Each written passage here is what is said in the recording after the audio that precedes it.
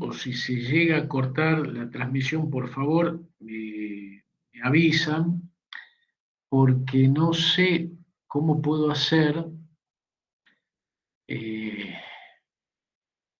para observar la transmisión y la presentación al mismo tiempo. Me parece que no se puede.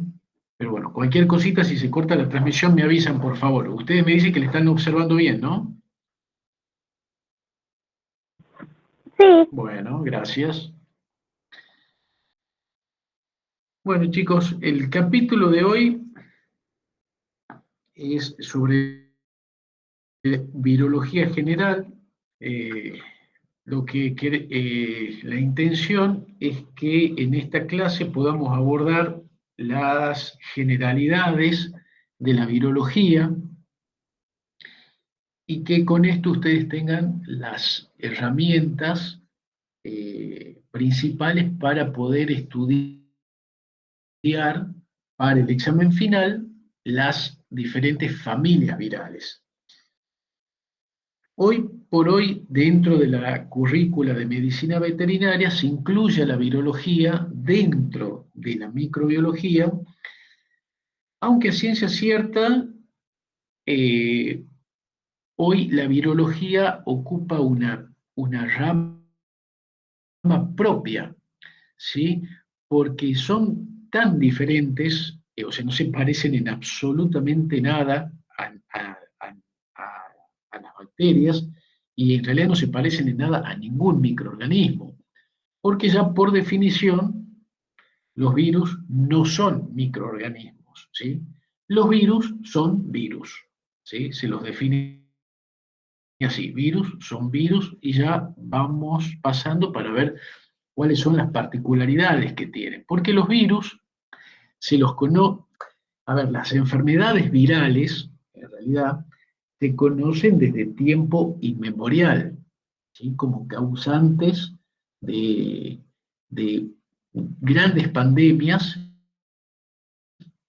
a través de la historia, ¿sí? Como ser la poliomielitis, la viruela, ¿sí? Que son enfermedades virales. Bueno, la última pandemia que tuvimos justamente, las últimas dos fueron ocasionadas por virus, ¿sí? En el año 2009, ¿se acuerdan cuál fue el virus del año 2009? La gripe A, no sé. Era una influenza A, la gripe A, influenza, un virus influenza, perfecto, una influenza A, H1N1 era la característica, ¿sí? Y la última pandemia, que la sufrimos todos, por supuesto, la del COVID, un coronavirus, también un virus, ¿sí? ¿Qué otra enfermedad viral conoce?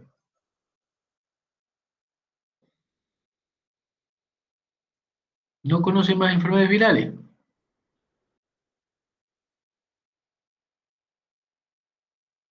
Varicela.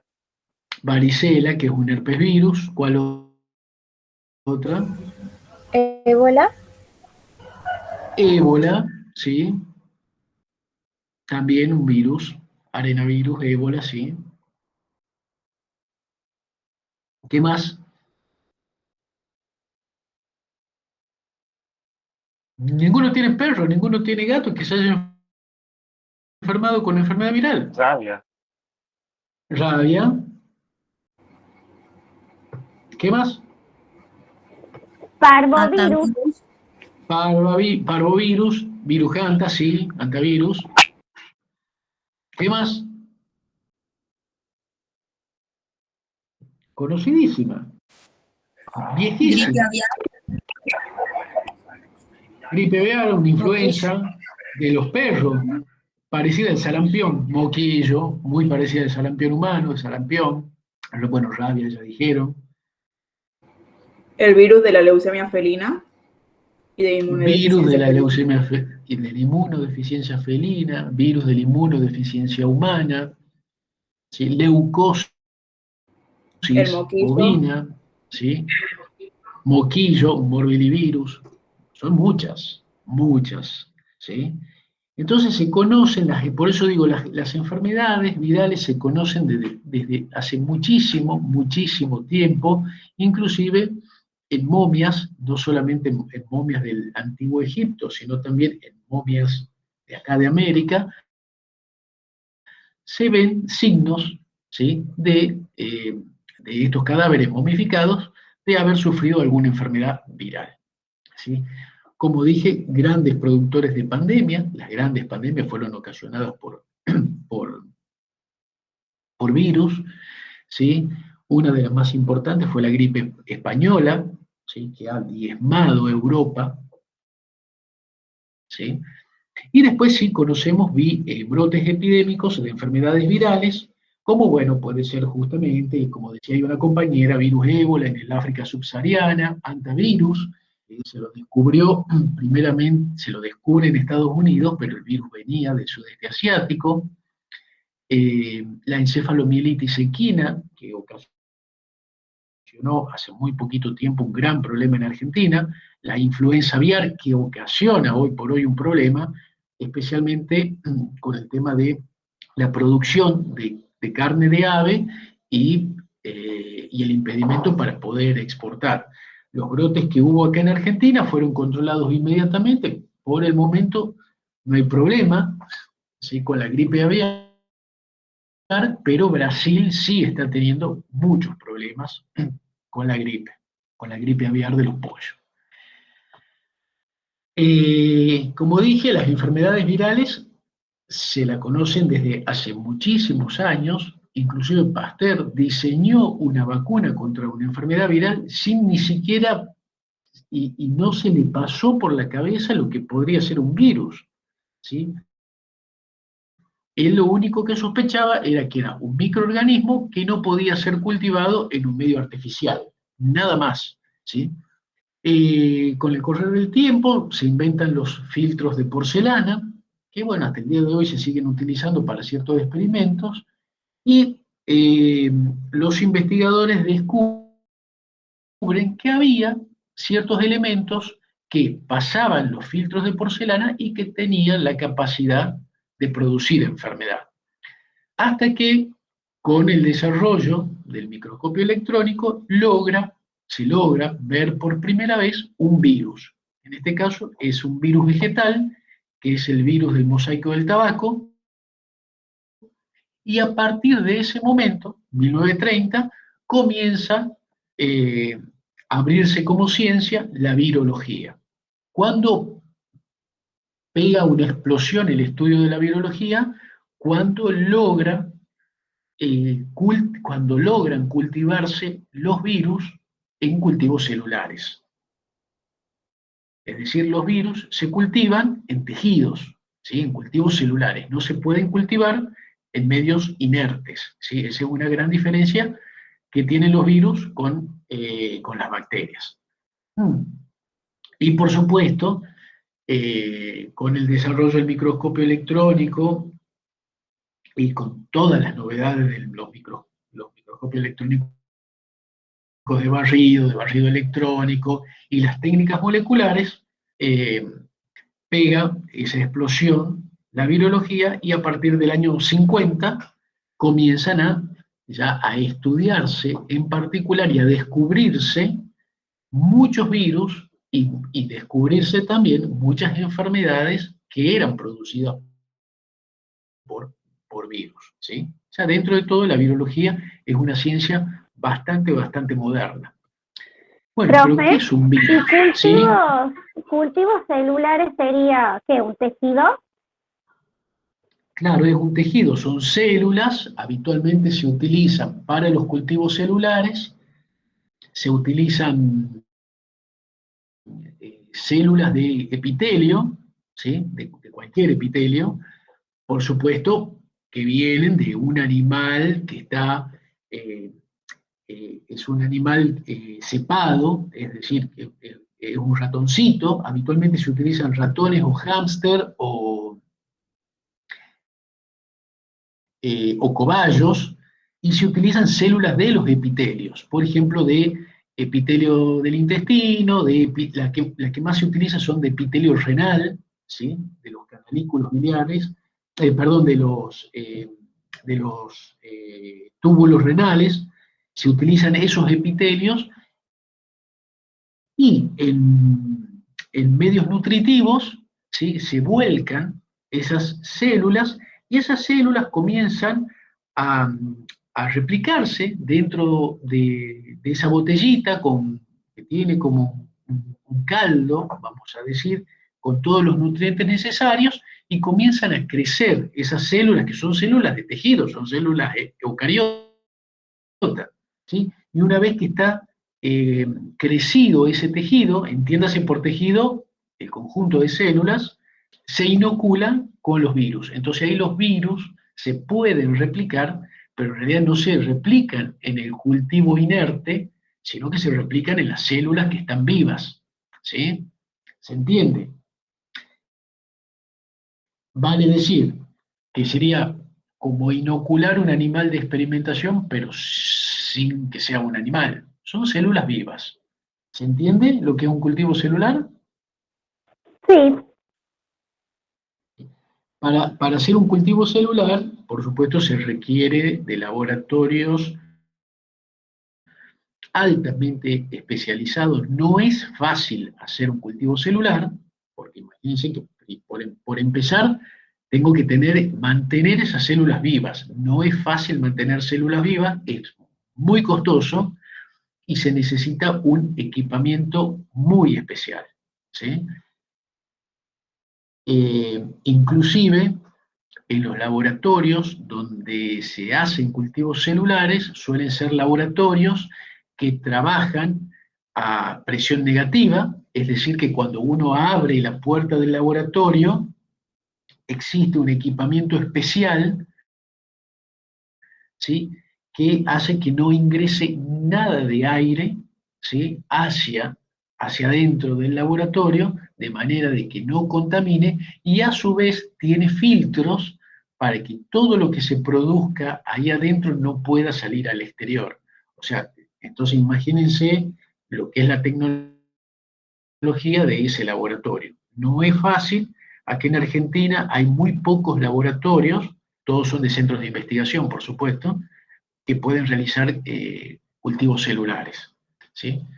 Eh, pero bueno, a ver, ¿qué es un virus? ¿Qué entienden ustedes por virus?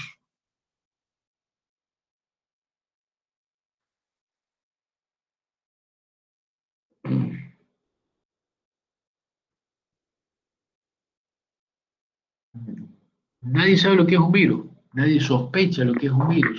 Es un microorganismo que no celular. ¿Es un sistema químico no celular? Es un sistema... Perdón, ¿cómo lo último? ¿Un agente infeccioso? Es un agente infeccioso, un sistema, como dijeron ahí, ¿sí? Acelular, perfecto, no es una célula, ¿sí? No tiene vida, ¿sí? Hay algunos que dicen, bueno, que está entre lo vivo y lo muerto.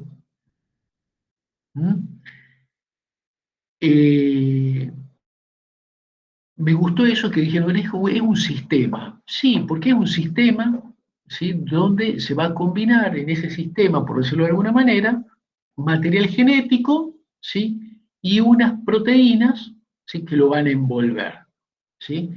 Pero no tiene sistema de membranas, ¿sí? No tiene un sistema enzimático tampoco, entonces razón por la cual no puede respirar, ¿sí? Y no se puede replicar por sí mismo. Sí o sí va a necesitar justamente una célula, esa célula podrá ser eucariota o procariota, para poder replicarse. Otra característica que tienen los virus es que tiene un solo tipo de ácido nucleico, o tiene ADN o tiene ARN, según sea la familia, ¿sí? Y siempre, siempre, en todos los casos, se los considera como un agente infeccioso intracelular obligado. ¿Qué quiere decir intracelular obligado? Que va a realizar su proceso de replicación dentro de la célula eucariota. Afuera de la célula eucariota solamente podrá infectar. ¿sí? Podrá adherirse, pero todo el mecanismo de replicación lo va a hacer adentro de la célula. Por eso se los denomina como agentes o como parásitos intracelulares obligados. En general son de tamaño muy pequeño, que pueden llegar hasta los 300, 500 nanómetros, en algunos casos muy puntuales, que son virus que no son de interés veterinario, pueden llegar a medir hasta 1 micrón, pero no es el caso de los virus que nos interesan a nosotros, ¿sí? Si los comparamos con el resto de los agentes infecciosos, ¿sí? Ahí nos damos cuenta que los virus no se van a replicar en medios de cultivo artificial, lo acabamos de decir. Si necesitan ¿se pueden cultivar? Sí, pero no en un medio inerte. Se pueden cultivar en cultivos celulares, ¿sí? Por supuesto, al no tener sistema de membrana, no tener núcleo, no tener producción de energía, no se pueden reproducir por la fisión binaria, no tienen presencia conjunta de todos los tipos de ácido nucleico, van a tener ADN o ARN, no tienen ribosomas, ¿sí? Y por supuesto, no tienen pared, no tienen sistema de membrana, ni de endomembrana, ni de pared, ¿sí? Y en cuanto a la sensibilidad de los antibióticos, por supuesto, los antibióticos a los virus no le hacen ni cosquilla, nada, ¿sí? Sí existen agentes antivirales, pero esos agentes antivirales van a actuar a nivel de la replicación viral, ¿sí? No propiamente sobre el virus. Eso ya lo vamos a ver más adelante. Bueno, dijimos que el tamaño son muy chiquititos. Acá tenemos, esto es algo muy gráfico, muy gráfico. Tenemos, por ejemplo, una bacteria, ¿sí? Que es el estafilococo, que en general mide 1 micrón, ¿sí? Sabemos que el estafilococo es como si fuese una pelotita, 1 micrón de diámetro, y hacia el lado podemos ver más o menos la relación de tamaño que tiene el virus. O sea, son muy chiquititos, muy chiquititos. Aún así, hay otros agentes infecciosos que son más pequeños todavía, que sí son de interés veterinario, que son los priones, ¿sí? que inclusive son mucho más sencillos que los virus. Eso ya ustedes lo pueden ver en la unidad especial, no nos vamos a detener acá, pero sí deben haber escuchado hablar de los priones, ¿sí? De la enfermedad de la vaca loca. Los priones son proteínas autorreplicantes, no tienen envoltura, no tienen cápside, no tienen ácido nucleico, son muy resistentes al calor, inclusive hay registros que los priones hasta pueden llegar a soportar la calcinación, ¿sí? Son resistentes al formol y producen enfermedades neurodegenerativas, entre ellos, por ejemplo, la enfermedad de la vaca loca, ¿sí? O la enfermedad de Creutzfeldt-Jakob en el ser humano, ¿sí? Los priones. Existe una unidad en los libros que habla específicamente del prión como una proteína autorreplicante, ¿sí? No necesitan saber más que eso. Ahora bien, ¿cómo es la estructura de un virus? ¿Vamos bien, chicos? Si tienen alguna duda, por favor me interrumpen, paramos y resolvemos la duda y seguimos, ¿no? Bueno, ¿cómo es la estructura de un virus?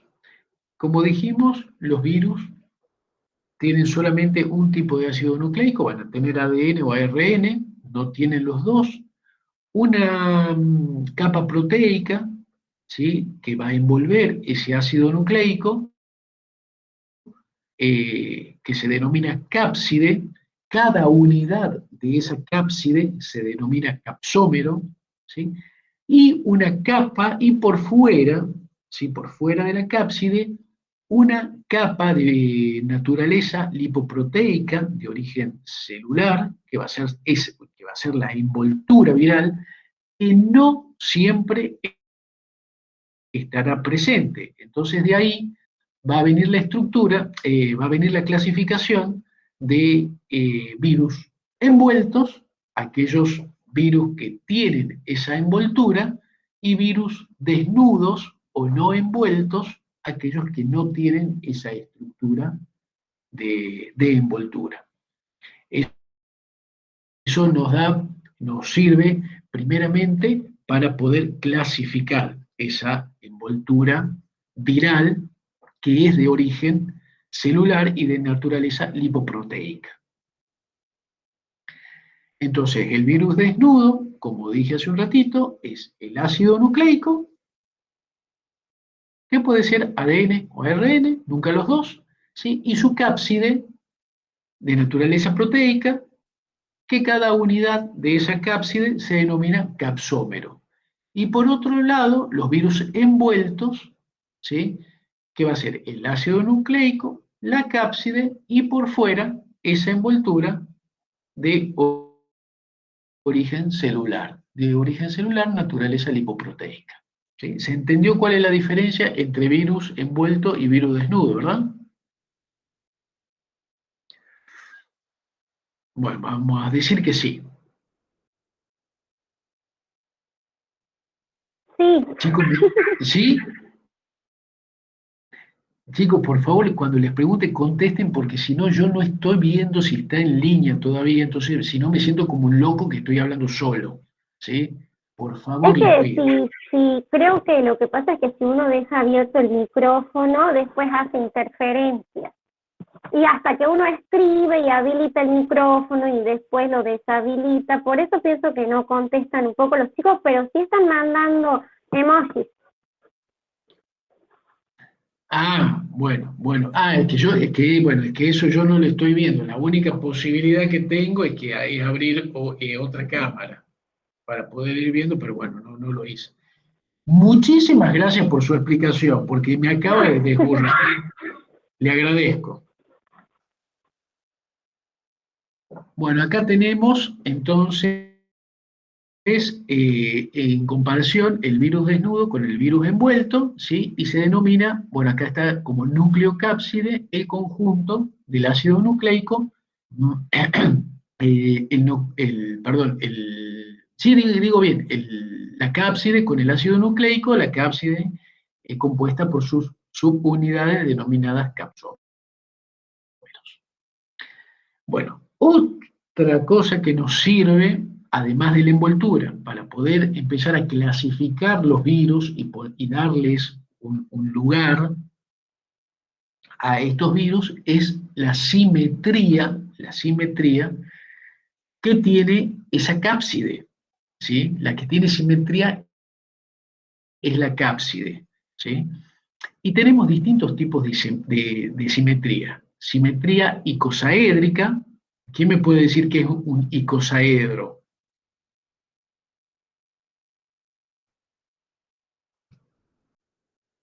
Eso es de la primaria, ¿no? ¿Qué es un icosaedro? 20 caras y 12 Es vértices. un cuerpo de 20 caras. Perfecto. Una simetría icosaédrica, la gran mayoría de los virus tiene simetría icosaédrica. El virus de la gripe, por ejemplo, tiene simetría icosaédrica. Simetría helicoidal, ¿sí? Como el virus de la rabia, ¿sí? Que tiene simetría helicoidal, simetría compleja y simetría binaria. Entonces acá tenemos los distintos tipos de simetría en forma bastante esquemática. Entonces, por ejemplo, vemos el de simetría helicoidal, que sería el virus de la rabia. Vemos que el ARN, el virus de la rabia tiene ARN, se encuentra en el centro del virus, ¿sí? Montado en estos capsómeros que se van a acomodar de forma helicoidal, ¿sí? Dando una forma de bastoncito, ¿sí? Que va a terminar en una puntita, por eso decimos que el virus de la rabia tiene forma de bala de cañón. Por ejemplo, de simetría binaria, podemos ver acá en el esquema, vemos lo que se denomina un bacteriófago, que me parece que ya lo vieron con Nadia, al tema de los bacteriófagos, ¿o no? Sí, el de Porque bacteriógrafo hemos visto con genética, que era con que genética el bacteriana, bacteriógrafo se unía a la bacteria y como que por ahí le pasaba el ADN, así con unas claro, espigas, algo así que tenía. claro, en un mecanismo de recombinación genética que se llama transducción, ¿sí? Ahí es donde va a actuar el bacteriófago, que el bacteriófago no es otra cosa que un virus, ¿sí? Pero que infecta bacterias, ¿sí? Las bacterias también se pueden enfermar, por decirlo de alguna manera. Bueno, otro esquema, más de lo mismo, ¿sí? Simetría icosaédrica, ¿sí? Simetría helicoidal compleja. Bueno, ¿cuáles son estas funciones de la cápside, es decir, de las proteínas, de esas unidades de capsómero que se unen formando esta cápside que va a envolver ese material genético? Primeramente, van a proteger al genoma, por supuesto. ¿De qué lo van a proteger? Y lo van a proteger de cualquier sistema enzimático que se acerque y que lo pueda degradar, ¿sí? Entonces protegen al genoma de estas RNasas, nucleasas, ADNasas, ¿sí? Y también de la desecación. Estos capsómeros o esta cápside en general, lo que va a hacer es permitir que el virus se pueda unir a receptores específicos de la célula y de esa manera se determina cuál es el tropismo que tiene el virus. Recordemos que los virus tienen mucha especificidad en cuanto a la unión con la célula eucariota, ¿sí? Y todo eso va a depender de los receptores de membrana que tenga la célula eucariota. Entonces, por ejemplo, ya que estábamos hablando de la rabia hace un ratito, la rabia tiene un tropismo, un tropismo por los nervios, o sea, el virus de la rabia se va a mover a través de las vías nerviosas porque los receptores, ¿sí? para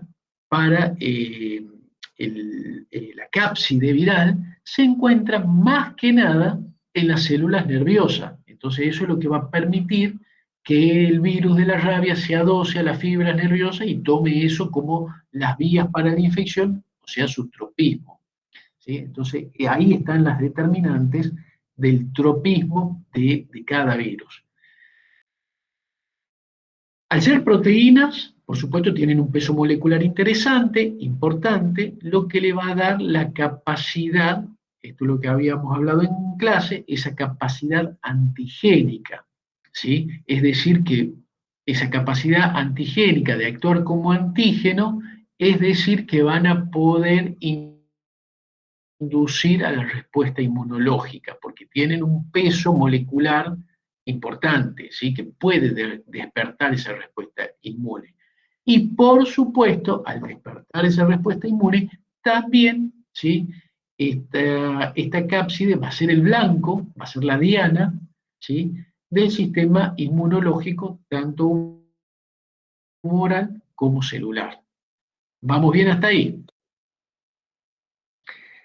En cuanto a la envoltura ya va a ser un poco más compleja porque tiene naturaleza lipoproteica, es de origen celular, pero más que nada la función es la misma, ¿sí? Proteger el genoma, necesita proteger. Pero al tener esta naturaleza lipoproteica, ¿sí? De origen celular, justamente le va a dar cierta labilidad al virus, ¿sí?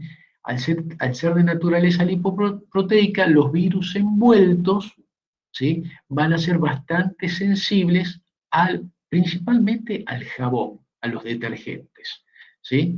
Por eso es que se insistía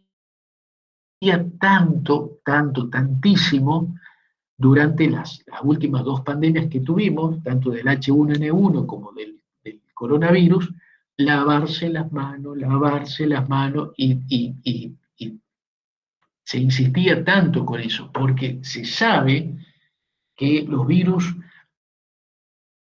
envueltos, como estos 2 virus, son muy sensibles a cualquier tipo de jabón, hasta el jabón más ordinario, ¿sí? Destruye, desnaturaliza los virus envueltos, ¿sí? Por eso la recomendación, cuando te muerde un perro, te muerde un gato, lo primero que tenés que hacer es lavar la herida con agua y jabón, porque el virus de la rabia también es un virus envuelto, por tal es muy sensible a los detergentes y a los jabones. ¿Vamos hasta ahí?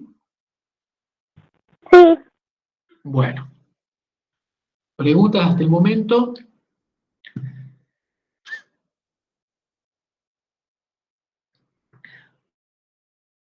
Bueno, en cuanto al genoma, dijimos entonces que los virus no tienen, no tienen los 2 tipos de material, de material genético, van a tener ADN o ARN, nunca los 2, y este ADN o este ARN se va a poder encontrar de diferentes maneras dentro de esa nucleocápside.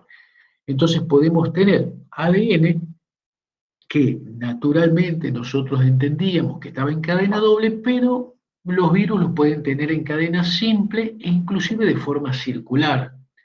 Asimismo, el ARN puede estar en cadena simple, puede estar en cadena doble, ¿sí? Y puede estar segmentado. Ese ARN, por ejemplo, el virus de la gripe, ¿sí? Que es un Paramyxoviridae, familia Paramyxovirus. El virus de la gripe tiene un virus ARN segmentado, justamente,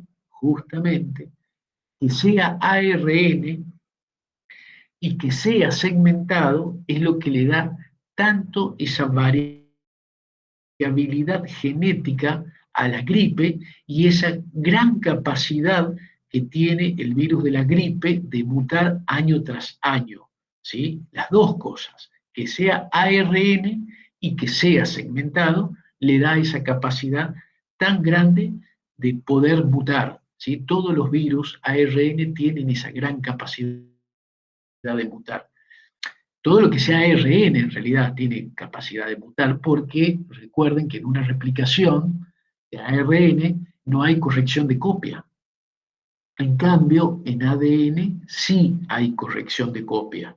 Entonces los virus ADN suelen ser un poco más estables, genéticamente hablando, en cambio todo lo que sea ARN es un poco más lábil y las mutaciones son mucho más frecuentes. Particularmente el virus de la gripe, vuelvo a repetir, el hecho de que sea ARN y que sea segmentado le da una gran capacidad de mutar. Bueno, esta tablita, que es la que yo digo que siempre la miren, porque me parece a mí la más fácil de entender y de ubicarse en el espacio. ¿Dónde están los virus sin esa cubierta lipoproteica? ¿Dónde están los virus con esa cubierta lipoproteica? ¿Y cuál familia es de cuál? ¿Sí?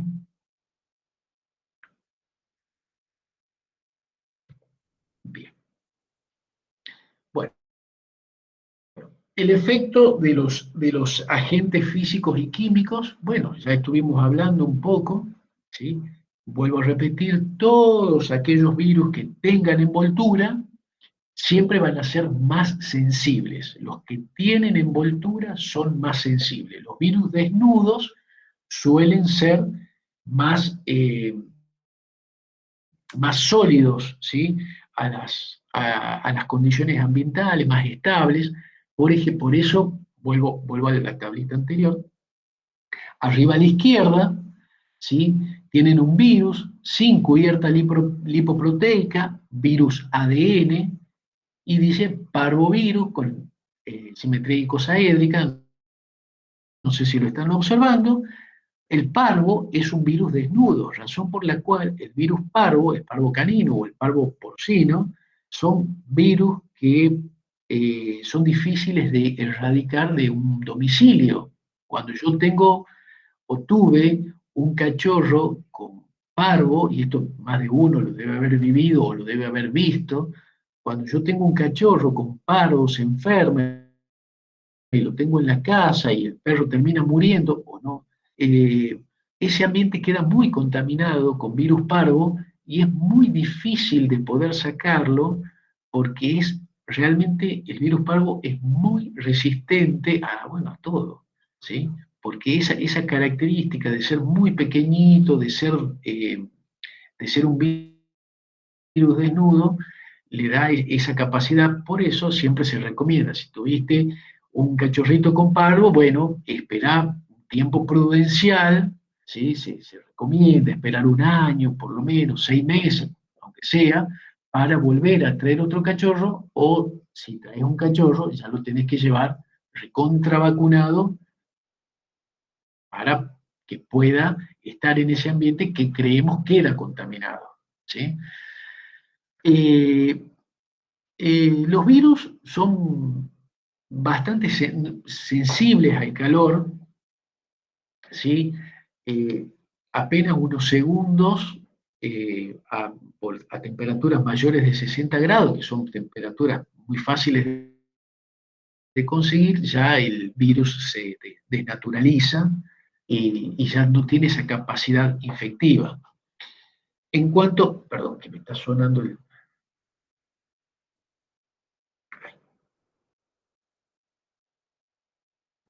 En cuanto al pH, bueno, los virus se van a conservar mejor en pH fisiológicos, es decir, pH balanceados eh, sí, a la neutralidad, sí, alrededor de 7, ¿sí? Alrededor de 7 se van a conservar mucho, mucho mejor, pero hay algunos virus que pueden llegar a soportar pHs extremos, es decir, un poco más ácidos, un poco más alcalinos, como por ejemplo los enterovirus, ¿sí? Que son virus propios del sistema digestivo. En cuanto a las radiaciones, no soportan mucho las radiaciones, bueno, menos las ionizantes, las radiaciones ionizantes no las toleran, ¿sí? Producen alteraciones en el genoma que hacen que pierdan su capacidad infectiva, y la luz ultravioleta, por eso es que se utiliza la luz ultravioleta para esterilizar, digamos, entre comillas, ¿sí? O desinfectar sería la palabra, eh, espacios, ¿sí? Espacios como pueden ser laboratorios, como pueden ser quirófanos, como pueden ser consultorios. La luz ultravioleta se la utiliza para todo eso, pero la luz ultravioleta tiene una particularidad que donde proyecte sombra, ¿sí? Donde se proyecte sombra, ya directamente la luz ultravioleta no tiene efecto. Es por eso que cuando yo instalo luces ultravioleta en un quirófano, en un consultorio, en un laboratorio, en cualquier ambiente donde necesite cierta esterilidad, las luces tienen que estar estratégicamente colocadas. Hoy por hoy se utilizan robots, como esos los que te limpian la casa, viste la escoba esas electrónicas que te van limpiando la casa. Bueno, hoy por hoy se utilizan sistemas así, que vienen montados con las luces ultravioleta, entonces uno lo suelta y anda por todo el espacio proyectando luces ultravioleta por todos lados y tratando de no proyectar sombra, y de esa manera se va esterilizando, digo entre comillas, el ambiente. En cuanto a los solventes o los desinfectantes, si se quiere, habituales que nosotros conocemos, bueno, va a depender la característica del virus. Ya lo acabo de decir, si son virus envueltos, se inactivan casi inmediatamente, y si son virus desnudos, pueden llegar a requerir un poco más de tiempo de acción del agente desinfectante. Los agentes desinfectantes, por excelencia, que se utilizan para los virus, bueno, por supuesto la lavandina, la vedette, de todo, fácil de conseguir, de preparar, barata, dentro de todo estable. El alcohol 70, que inclusive no solamente que sirve para los espacios, tiene su riesgo porque es inflamable, pero puede llegar a servir para la piel, no en abuso, porque bueno, produce desecación e irritación de la piel. ¿Sí? Y bueno, por supuesto la esterilización de los materiales que van a pasar por autoclave o por estufa tipo Pasteur. Bueno, se aplican, por supuesto, los protocolos que ya están establecidos para cada uno de estos sistemas de esterilización. El calor seco de estufa tipo Pasteur es habitualmente el que más se usa, son 2 horas a 160 grados, y si pasamos a autoclave, es decir, un calor húmedo a presión, 121 grados, 121 grados a una atmósfera de presión durante 20 minutos. Profe, Suficiente, ¿sí? el cloroxilenol y el ácido de benzalconio son también para virus. El cloruro de benzalconio, sí, porque el cloruro de benzalconio habitualmente viene con coadyuvantes que son tensioactivos, es decir, son jabones, ¿sí? Entonces ya el solo hecho de venir con un detergente, de venir con un jabón, ya a los virus envueltos, ya los liquida de entrada, ¿sí? El cloruro de benzalconio lo que tiene, bueno, también es barato, pero el cloruro de benzalconio, que es de amplia utilidad, ¿sí? Porque es bueno con los materiales, no produce mucha irritación, bueno, por ahí un poco en las vías respiratorias, pero en los materiales, digamos, los trata bien, no produce oxidaciones ni nada. Necesita un buen tiempo de acción, ¿sí? Eso es lo que tiene el cloruro de benzalconio, que habitualmente es el que más se utiliza en la camilla, ¿sí? En la camilla de las veterinarias lo que más se utiliza es el cloruro de benzalconio, pero te digo que se lo utiliza bastante mal, porque el cloruro de benzalconio tiene que tener una dilución que indique el fabricante y tiene que tener un tiempo de acción que no es menos de 1 minuto, ¿sí? Y habitualmente uno, ¿qué hace cuando desinfecta una superficie más en un consultorio? Vos tirás con el spray, pasás el papel o pasás el trapito y sigue el perro, y sigue el otro perro, ¿o no? Entonces, no hay un tiempo de acción. Todos los agentes físicos o químicos o físico-químicos, no solamente que tienen que tener su concentración para actuar, sino que además requieren un tiempo para actuar. Si ese tiempo no se respeta, no estamos respetando el protocolo, por lo tanto no podemos asegurar que se ha desinfectado. Sí, contestando tu pregunta, sí, es un buen desinfectante, ¿sí? El cloruro de benzalconio, pero siempre y cuando se respete el tiempo y la concentración. Y lo mismo que la clorexidina, ¿sí?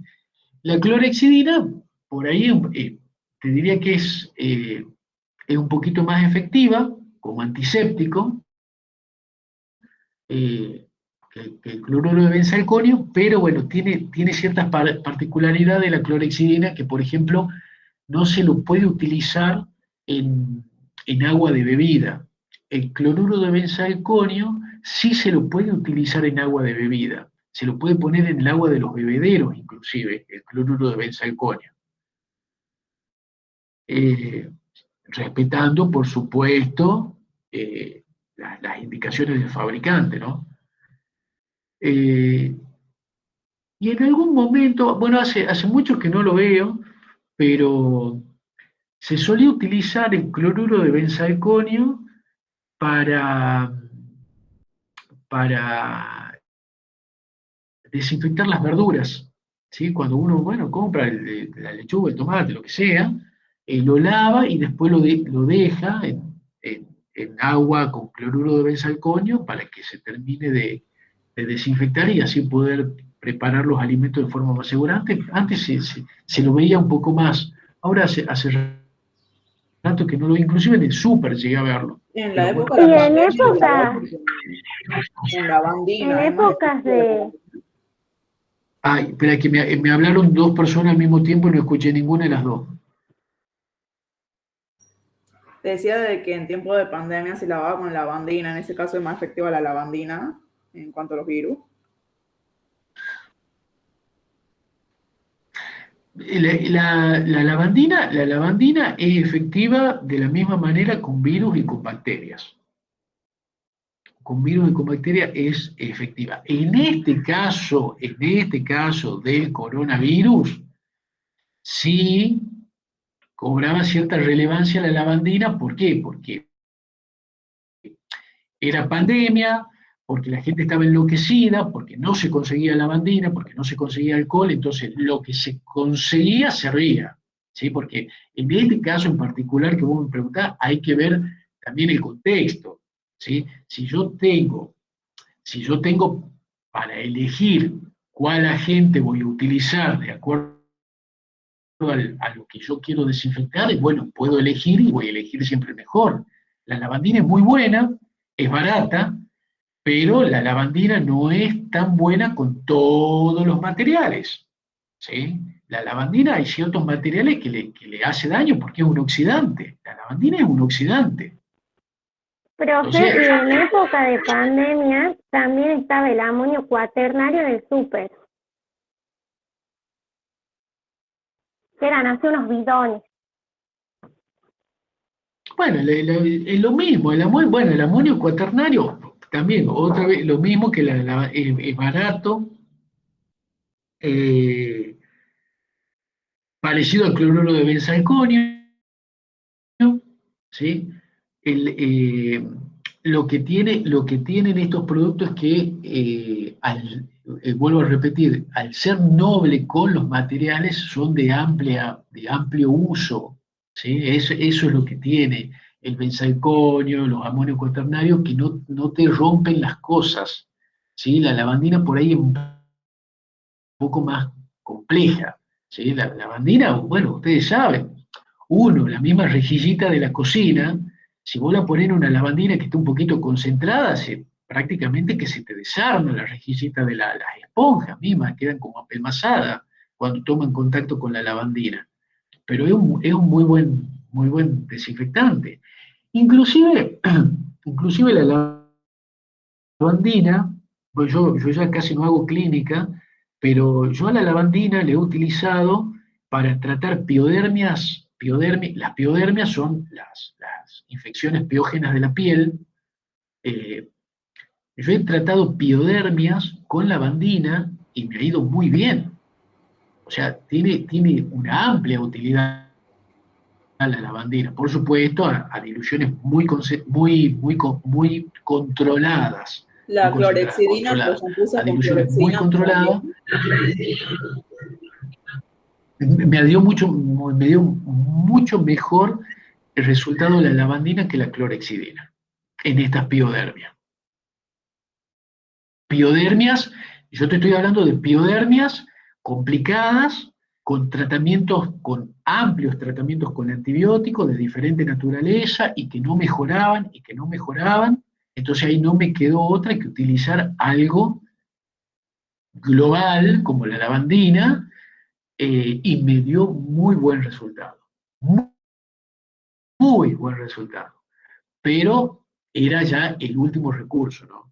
Era, bueno, si no da resultado esto, bueno, no sé, empezamos a rezar, pero me dio muy buen resultado, a diluciones muy controladas, ¿no? No a cualquier dilución.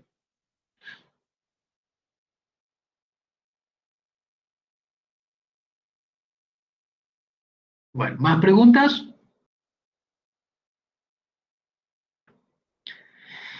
Vamos acelerando porque queda todavía. En cuanto a la clasificación, bueno, todo lo que hemos hablado de virus va a servir para la clasificación, pero en definitiva, la clasificación que se utiliza hoy por hoy es la clasificación de Baltimore, ¿sí? En donde a los virus se los van a agrupar, ¿sí? En grupos del 1 al 7, ¿sí? De acuerdo al genoma que tenga. ¿Sí? De acuerdo al genoma que tenga, va a ir en determinado grupo o no, y esto que ustedes están observando es el genoma que tiene el virus, o la familia viral en este caso, y cómo hace el virus para poder llegar a su mediador último, que va a ser un ARN mensajero del cual se van a sintetizar las proteínas virales adentro de la célula, bueno, ya sea eucariota o procariota, ¿sí? Porque hay que pasar de ese material genético que viene el virus para poder tener un ARN mensajero que pueda llegar a ser interpretado por los ribosomas de la célula para poder producir, porque recordemos que los virus ocupan toda la maquinaria de la célula para poder replicarse, ¿sí? Entonces tienen que llegar desde su genoma natural a ese ARN mensajero para poder sintetizar esas proteínas que se van a ocupar después para fabricar nuevos viriones, nuevos virus. Bueno, ustedes vieron algo ayer de taxonomía bacteriana. Bueno, la taxonomía viral no es algo que en nuestra asignatura nos interese demasiado que ustedes sepan, pero como todo agente, como todo organismo, tiene su taxonomía, por supuesto, que parte desde el reino hasta la especie. En cuanto a la nomenclatura habitual de los virus, ¿sí? ¿A qué dominio pertenecen Sí. los virus? ¿A qué? ¿Qué dominio pertenecen? Oh, Los virus son virus. Los virus son virus. Los virus son virus. Eso está porque no son organismos vivos, ¿sí? Y tampoco podríamos decir que son muertos. Por eso en la definición de virus se dice, los virus son virus. No hay dónde meterlos, ¿sí? En cuanto a la nomenclatura, bueno, la nomenclatura coloquial, habitual, la que se utiliza, va a estar siempre asociada ya sea a la enfermedad que producen o a la lesión que ocasionen en los cultivos celulares, ¿sí? A la lesión que ocasionen en los cultivos celulares, al lugar de donde se aisló por primera vez, virujanta, por ejemplo, ¿sí? O alguna otra característica que posea. En cuanto a la replicación viral, como les dije hace un ratito, el virus va a ocupar toda la maquinaria que tenga las células, ya sea eucariota o procariota, para poder sintetizar las proteínas que luego van a formar el nuevo virión. No cualquier célula va a poder hacer eso. Para que la célula pueda fabricar virus, en primer lugar, tiene que ser una célula susceptible a la infección, o sea, tiene que tener los receptores para que pueda adosarse el virus y de esa manera infectar a la célula. Y no solamente eso, sino que además la célula tiene que ser permisiva, no solamente susceptible, es decir, tener los receptores, sino además poder permitir que se sinteticen los ácidos nucleicos de ese virus y las proteínas, por supuesto, para que se formen los capsómeros y la cápside y la envoltura y todo lo que se necesite. Las etapas de replicación viral, acá les digo, ya les digo una cosa. Cuando tengan un tiempo, ¿sí? O busquen en YouTube, hay muchos videos muy buenos de replicación viral, ¿sí? Con unas buenas animaciones, que a mí me gustan mucho, y hay mucho, hay de diferente calidad, de diferentes autores. Después busquen los videos de replicación viral y observen ahí cómo se dan estas diferentes etapas de replicación viral, que bueno, que son, ahí las tienen: absorción, penetración, descapsidación, eclipse, latencia, en algunos casos no hay latencia, y la maduración y la liberación. Todos tienen que ver empieza con la absorción, de acuerdo a la superficie, a las proteínas de la superficie del virus. Cuando digo superficie del virus, me refiero ya sea a la cápside, solamente a la cápside, cuando se trata de virus desnudos, y puede ser a proteínas de la envoltura, cuando se trate de virus envuelto. Una vez absorbido el virus en la célula, va a penetrar, se va a descapsidar, es decir, que se van a liberar los ácidos nucleicos virales dentro de la célula. Ahí puede haber también varios caminos. Esa decapsidación se puede dar en el citoplasma o se puede dar en el núcleo celular, ¿sí?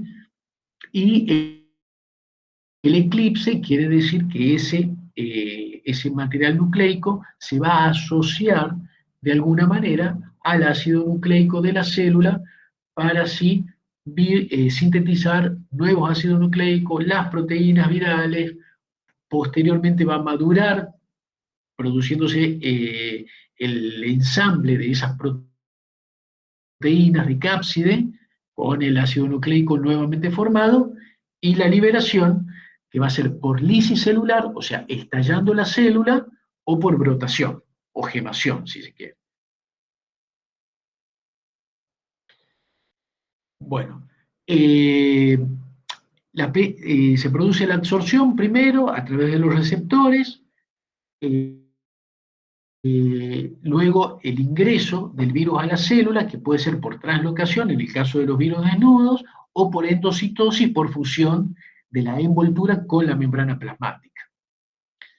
Entonces, bueno, acá está de forma muy gráfica, ¿sí?, cómo se produce la absorción, la penetración, ¿sí?, posteriormente la replicación, tanto del material genético como la traducción, transcripción, sí, te digo bien, transcripción y traducción de las proteínas virales, el ensamblado de los nuevos viriones y la posterior liberación. Bueno, ¿preguntas hasta ahí?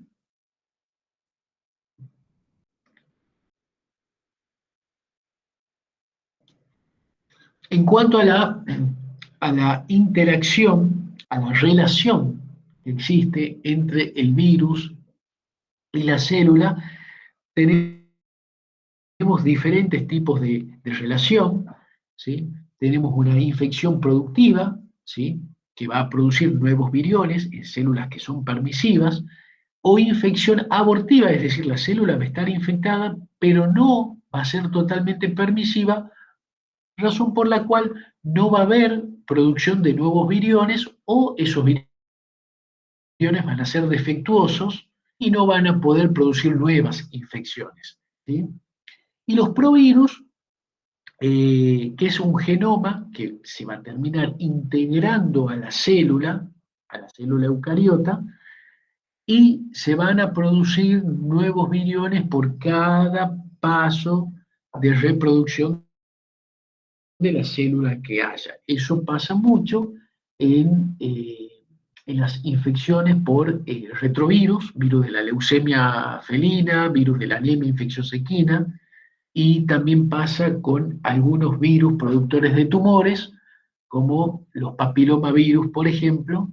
Bueno, también hay otros oncovirus que producen esto, ¿no? Que el genoma viral se integra al genoma celular y bueno, cada vez que la célula se replica, se divide también, se replica también todo ese genoma viral integrado. Puede pasar también que la célula infectada, que la célula infectada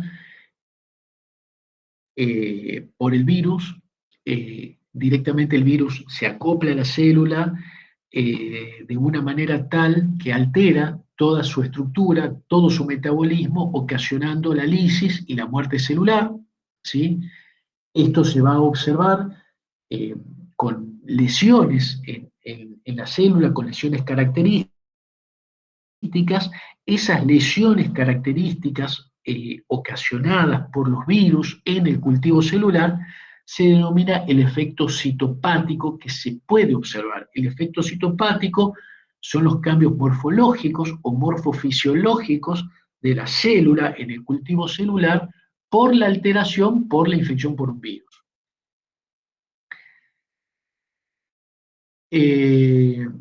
Hay otros virus, ¿sí? que se replican, ¿sí? Sin producir cambios, pueden integrarse al genoma celular perfectamente y no va a pasar, acá no pasó nada, simplemente se va a ir replicando y no ocasionan daño, ¿sí?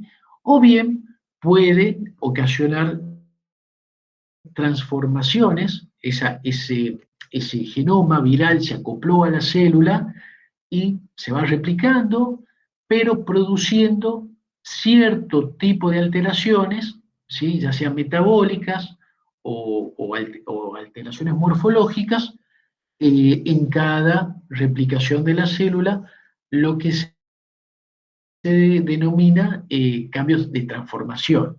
Esto es muy característico de los virus que producen tumores, ¿sí? Como por ejemplo los papilomavirus, leucosis, bueno, hay diferentes tipos. Bueno, el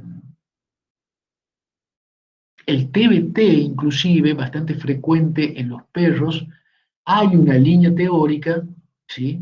Que indica que podría llegar a ser un virus, lo que ocasiona este TBT, que es bastante frecuente en los perros callejeros.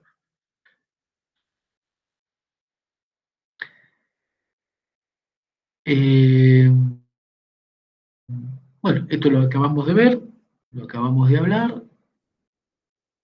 Bueno, como yo dije en la primera clase, me parece, ya no recuerdo, la patogénesis, que es la patogénesis es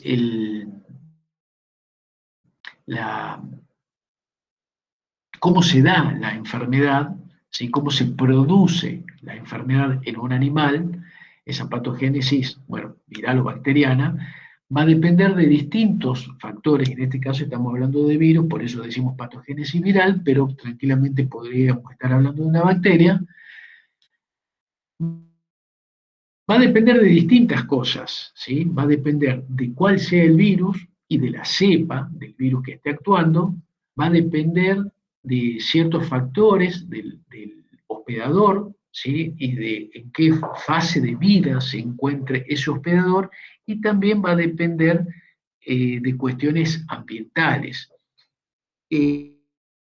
Yo siempre digo que enfermarse no es una tarea sencilla, o sea, es bastante difícil que un animal evolucionado pueda llegar a enfermarse, bueno, porque tiene un sistema inmunológico. Y la enfermedad se va a dar solamente en el caso de que puedan complementarse todos estos factores, dependientes del virus, dependientes del hospedador y dependientes del ambiente, para que pueda llegar a producirse ese efecto de enfermedad. Si la cosa no cuadra, el animal no se va a enfermar. El animal, nosotros, el que es una planta, el que sea, ¿sí? Se tienen que dar todos estos factores, se tienen que dar lo que se denomina la tríada epidemiológica. En cuanto al agente etiológico, en este caso estamos hablando de virus, pero vuelvo a repetir, puede ser una bacteria, definimos como patogenicidad a la capacidad de un agente de producir enfermedad. Entonces, primeramente, para que se dé una enfermedad, tiene que existir un agente que sea patógeno. Si el agente no es patógeno, no se va a producir enfermedad. Y si es patógeno, tiene que tener una virulencia. O sea, la virulencia es el grado de esa patogenicidad, ¿sí? Es la graduación de esa patogenicidad. Va a ser la graduación de la enfermedad que pueda producir. Dicho de otra manera, y lo vimos, por ejemplo, con el COVID, ¿sí? El COVID, bueno, todos los COVID que aparecieron eran todos patógenos, todos producían enfermedad, pero con el correr de las investigaciones empezaron a hablar de cepa, la omega, la omicron, la no sé cuál, y decían, bueno, este es más virulenta que la otra, este es más jodida que la otra, esta vacuna te cubre contra omicron y esta tal vez no. Entonces, patogenicidad es la capacidad de la gente de producir enfermedad y la virulencia es el grado, ¿sí? La graduación, mejor dicho, de esa patogenicidad. En cuanto a la puerta de entrada para una enfermedad viral, bueno, prácticamente lo mismo que las bacterias, tracto respiratorio, digestivo, la piel, la conjuntiva, el tracto genitourinario, también, estamos hablando de las infecciones naturales, por supuesto.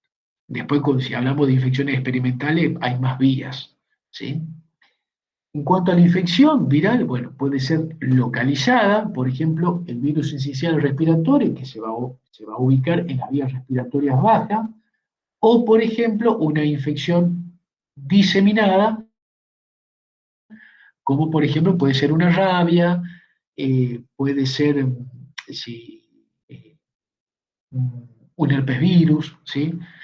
Que ya sería diseminado, un adenovirus también, que sería diseminado.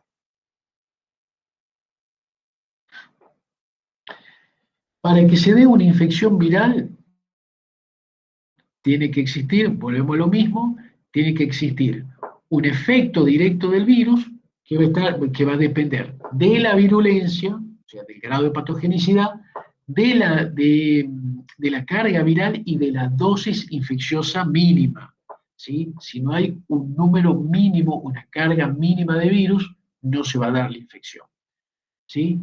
Y tiene que existir por el otro lado un defecto de la respuesta inmunológica, porque si la respuesta inmunológica vamos bien, no tiene por qué darse esa infección viral.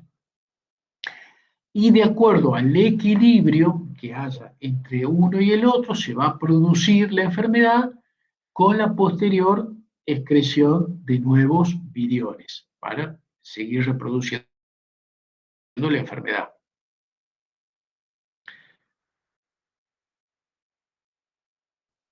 Hay otros modelos de infección viral, más allá de los clásicos, ¿sí? Que son estos virus que permanecen por largos periodos de tiempo en el organismo y que pueden volver de forma de reactivaciones periódicas ante una disminución de respuesta del sistema inmunológico, ¿sí? El más característico que tenemos en veterinaria, ¿sí? Son los herpes virus, que bueno, también es muy característico en las personas, el tema de varicela, ¿sí? La varicela es un herpes virus que nos infecta a nosotros, por ejemplo, cuando somos muy pequeños, pero el virus queda acantonado, ¿sí? En nuestras fibras nerviosas y ante un cuadro de estrés, de inmunodepresión por cualquier causa, ¿sí? Vuelve a reaparecer ese herpes virus con más fuerza todavía, en lo que se denomina herpes zóster o culebrilla, ¿sí? En este caso del herpes en particular en las personas, ¿sí? Pero los herpes virus, que es típico y característico de infección latente, también se encuentra en los animales. Tenemos el herpes virus equino, que, bueno, una vez instalado en la yegua, ¿sí?, en general no ocasiona problemas, pero bueno, puede pasar que ante la eventual eh, eh, inmunodepresión por la preñez de la yegua, ¿sí?, se reactive este herpes virus, ocasionando el aborto del potrillo.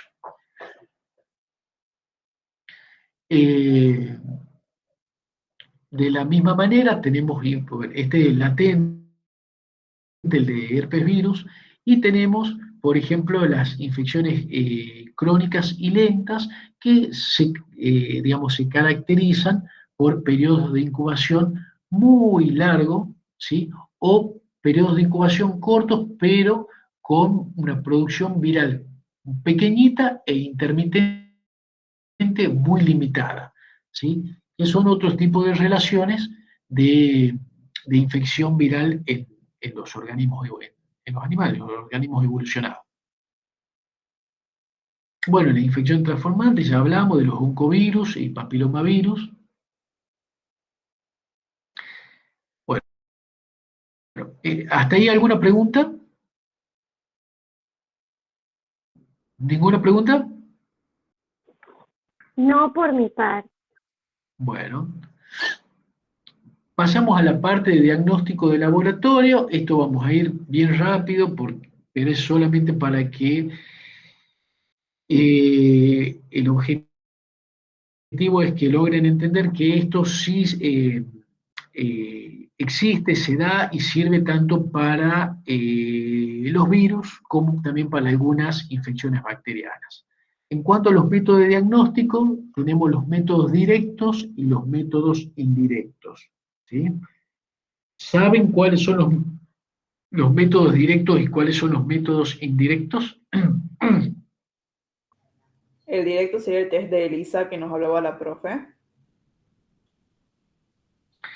El test de ELISA puede ser un método, puede ser directo o puede ser indirecto, pero en términos más generales, ¿qué es lo que detecta un método directo y qué es lo que detectaría un método indirecto? El test de ELISA puede ser directo o indirecto.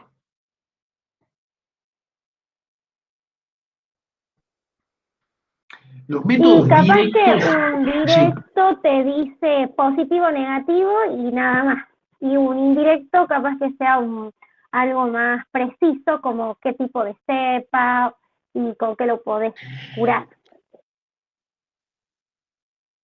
Bueno, a ver, el método directo no está tan alejada de la realidad, ¿sí? Porque el método directo sí es como vos decís, te dice positivo o negativo. En realidad lo que te está diciendo el método directo es si está el agente o si no está el agente, ¿sí? El método directo lo que va a tratar de buscar es el agente productor de la enfermedad. En los métodos directos buscamos el virus, buscamos la bacteria, ¿sí? Buscamos el agente. Cuando decimos buscamos el agente, es decir, buscamos el agente completo, todo el virus o toda la bacteria, o buscamos una de sus partes. Buscamos el ADN, buscamos el ARN o buscamos la proteína viral, ¿sí? Buscamos una partecita o el virus completo. Buscamos el agente etiológico. En el método directo se busca el agente etiológico. En cambio, en el método indirecto, lo que nosotros vamos a medir es la respuesta inmune. Si hay anticuerpos contra, ¿sí?, ese virus o esa bacteria. ¿Sí? ¿Se entendió? Entonces, en los métodos directos, recuperamos el agente o una de sus partes, ¿sí? Y en los métodos indirectos, medimos la respuesta inmune buscando los anticuerpos contra ese agente etiológico. Entonces, ¿en qué momento se aplica uno y en cuál momento se aplica el otro? Tenemos los métodos directos, como dijimos, buscamos el agente. ¿Cómo vamos a buscar? Bueno, vamos a buscar el virus entero, en este caso que estamos hablando de virología, o hacemos un diagnóstico molecular, buscamos el genoma de ese virus. ¿Cuándo lo vamos a buscar? Y cuando el animal tenga fiebre, ¿sí? Porque cuando tiene fiebre, el animal, por eso ahí pongo la foto de este perro que está con un termómetro y la bolsita de agua fría en la cabeza, está con fiebre. En el momento de la fiebre es el momento de la viremia. ¿Qué es lo que quiere decir viremia?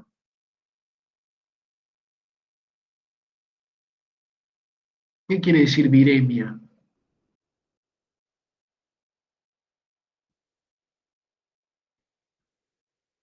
¿Nadie se imagina lo que es una viremia? El mayor número en el que un virus puede ya ser patógeno e infeccioso. No. Es el mayor número de virus en la sangre, ¿sí? Viremia quiere decir que hay virus en la sangre. Eso quiere decir viremia. Cuando nosotros estamos enfermos por una enfermedad, nosotros los animales estamos enfermos por una enfermedad viral y hacemos fiebre, quiere decir que tenemos todos esos virus dando vuelta en la sangre. Están los virus en la sangre. Eso quiere decir viremia, ¿sí? Virus en sangre. Entonces, cuando el animal está febril, quiere decir que está virémico, tiene viremia, tiene virus en sangre. Entonces, en ese momento de la viremia, en ese momento de la fiebre, es donde nosotros vamos a pescar, como el osito este, vamos a pescar esos virus de la sangre, en el momento de la viremia. Entonces, el momento de la viremia es el momento de los métodos directos, porque vamos a ir a buscar el agente. ¿Sí? ¿Cómo buscamos el agente? Lo que hablamos, los cultivos celulares, ¿sí? Tal vez la inoculación en algún huevo embrionado, pueden ser animales de experimentación, de esta manera nosotros vamos a aislar el virus. Todos estos métodos que ustedes están viendo en este momento en la pantalla, cultivos celulares, huevos embrionados, animales de experimentación, esto es para experimentación, esto es para los centros de investigación. ¿Sí? Lo que nosotros vamos a buscar con los métodos directos, en el caso de que tengamos un animal enfermo, vamos a tratar de demostrar sus componentes, es decir, su ácido nucleico, a través de los métodos de biología molecular, ¿sí? O de los métodos de ELISA, como decía la compañera, los de enzimo inmunoensayo, que son los métodos de ELISA, inmunofluorescencia, inmunocromatografía, etc. ¿Sí? Estos son los métodos de inmunocromatografía que, bueno, se popularizaron mucho en los últimos años con el tema del COVID y del dengue, ¿sí? De la gripe también. Entonces acá lo que nosotros estamos buscando es el virus en la sangre o una de sus partecitas, que puede ser una proteína viral, una partecita del genoma, ¿sí? Algo, pero que es propio del virus, que es del virus, ¿sí? Por eso es un método directo. ¿Sí? Esto es una ELISA, no hace falta que se los desarrolle, no tiene sentido, ¿sí? Los métodos directos. El que se utiliza hoy por hoy, el famoso PCR, ¿sí? Lo que nosotros detectamos con el PCR, que es el genoma viral. ¿De dónde lo sacamos? De la sangre. En el momento de la viremia, en el momento de la fiebre. Y los métodos indirectos son los métodos que van a detectar el anticuerpo, es decir, van a medir la respuesta del organismo ante la infección. Eso es un método directo. ¿Y en qué momento lo vamos a tomar a los métodos directos? Una vez que la viremia ha bajado, ya no hay virus en la sangre, ¿sí? Ya no hay fiebre, comienzan a producirse por el sistema inmunológico las inmunoglobulinas, que tenemos de dos características. La inmunoglobulina M, que es la que nace, la que aparece primero, y la inmunoglobulina G, que es la que aparece después. La inmunoglobulina M, que aparece primero, es bastante inestable, dura poquito tiempo en la sangre, y se termina yendo. En cambio, la inmunoglobulina G aparece un poquitito después, es bastante estable y permanece a lo largo de la vida del animal. Lo que yo voy a medir en los métodos indirectos es la cantidad de inmunoglobulina, es decir, yo voy a medir la respuesta de ese sistema inmunológico y voy a medir los anticuerpos contra ese virus. ¿Sí? ¿Cuáles son los métodos indirectos? También el ELISA, también la inmunofluorescencia, también la inmunocromatografía, pero en este caso no busco una partecita o el virus, o una partecita del virus, no, sino que estoy buscando los anticuerpos. ¿Sí? Los métodos que se utilizan, las técnicas que se utilizan pueden llegar a ser las mismas, pero lo que estoy buscando es otra cosa. ¿Alguna pregunta? Profe, en cachorros que hayan tenido parvovirus, cuando ya son más grandes y se vuelven a enfermar, ¿se buscarían estos anticuerpos? En parvo es medio difícil que se dé esa situación, particularmente hablando de parvo, ¿sí? O en el Particularmente bicho. hablando de... sí, a ver, es decir, si hablamos de parvo es medio difícil que se dé esa situación. En alguno de los dos momentos el animal no fue bien diagnosticado, ¿sí? Si estamos hablando particularmente de parvovirus. ¿Se puede dar una infección primero y después volverse a dar? Sí, puede pasar, por ejemplo, con herpes virus, que hablábamos, ¿no?, de este virus que permanece latente. Te estoy dando un ejemplo, que no sé quién es el que me preguntó, quién me preguntó. Eh, en el caso de estas enfermedades que aparecen en un momento y después vuelven a aparecer, lo que se mide es la inmunoglobulina M, porque se entiende que cada vez que hay una nueva reinfección, vuelve a aparecer la inmunoglobulina M. ¿Sí? Eh, pero ahí ya va a depender de cada virus, de cada enfermedad, de la naturaleza propia de cada virus, de cada enfermedad y de cómo se ve la infección. ¿Sí? Particularmente en el caso de parvovirus, que es una infección que se da de manera sobreaguda, yo para diagnosticarlo voy a preferir un método directo. Yo voy a preferir buscarlo al virus del parvo, porque yo necesito diagnosticarlo ya, necesito diagnosticarlo ahora, porque el perro se me está muriendo ahora. ¿Sí? En cambio, hay otras enfermedades donde, bueno, me es indistinto en el momento del diagnóstico. ¿Sí? Por ejemplo, a ver, para darle un ejemplo muy gráfico, dengue, ¿sí? Que es una enfermedad con la que hemos convivido. El dengue es de diagnóstico clínico. Vos vas, le decís los síntomas médicos y en un contexto de epidemia, y el médico te va a decir, y estás con dengue, andate a la casa, pasa la fiebre. Y cuando pases la fiebre, te va a decir, bueno, ahora sí, anda a hacerte un análisis y el médico y el laboratorio te va a medir o la inmunoglobulina M, medio difícil, pero sí te va a medir la inmunoglobulina G y de acuerdo a la cantidad te va a decir, sí, vos tuviste dengue. ¿Sí? Pero todo el tema del diagnóstico, directo o indirecto, va a depender de muchas otras cosas, va a depender de la naturaleza del virus, de la bacteria, o sea, la naturaleza de la enfermedad, y va a depender también del contexto epidemiológico que se dé eso, que se dé esa enfermedad. ¿Sí? No sé si quedó clara la respuesta. Sí, sí, gracias. ¿Alguna otra pregunta?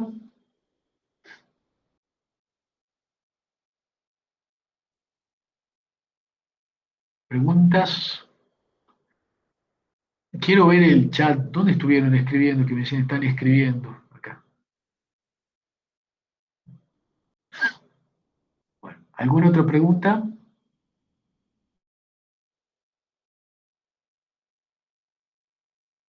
¿No hay más preguntas?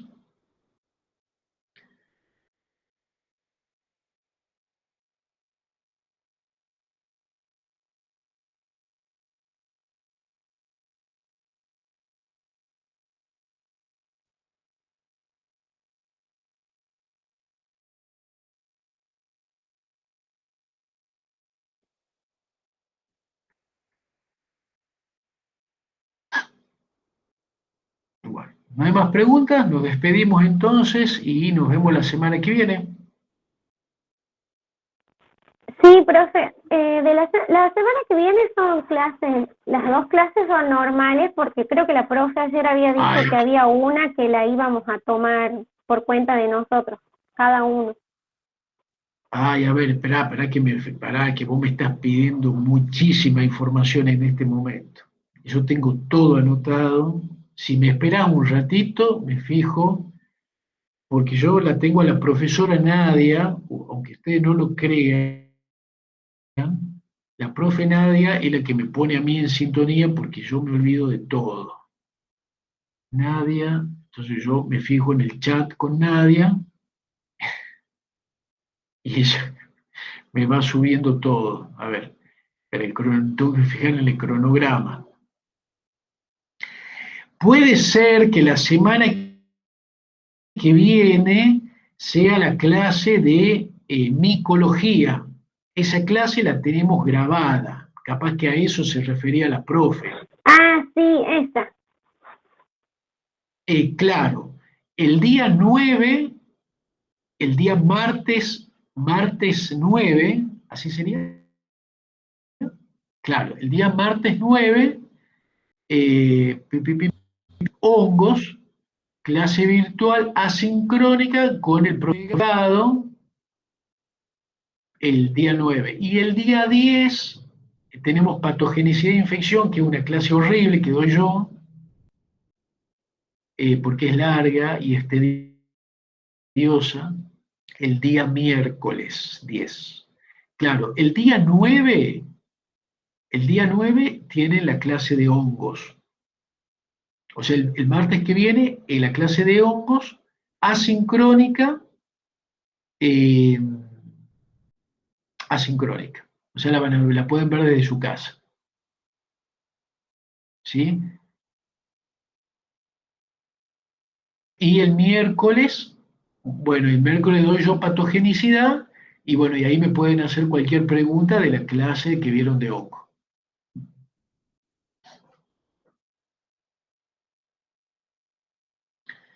Preguntas de los virus.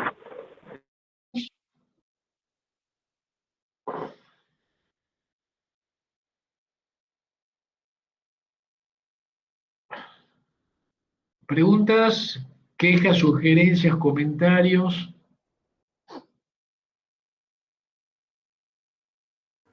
Creería que ya no, profe. Bueno,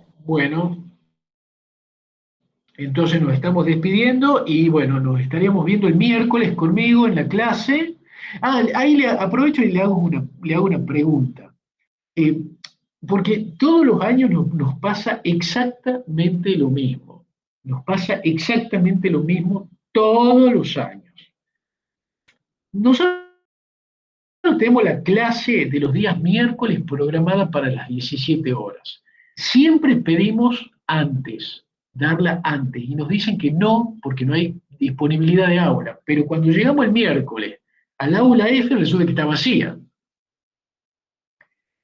Entonces yo le quiero preguntar, ustedes el día miércoles, ¿a qué hora podrían empezar la clase? No tengamos en cuenta hoy, porque hoy le dijeron a las 3 de la tarde a nadie, no sé si por algo en especial, pero por ejemplo, ¿podríamos empezar a las 4, 4:30 el miércoles?